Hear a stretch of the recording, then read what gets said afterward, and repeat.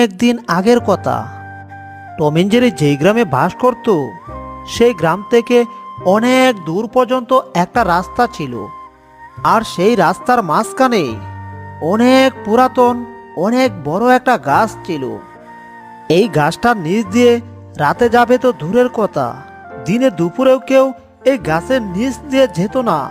কারণ এই গাছটাতে বাস করত একটা দুষ্ট ডাইনি বুড়ি। বসে আছি আমি রে, শিকার করব মানুষ রে, মানুষ না পাইলে রে শিকার করব ইঁদুর বিড়াল রে। থাকবো আমি বৈশা শুধু ইঁদুর বিড়াল মানুষ শিকার করার জন্য রে।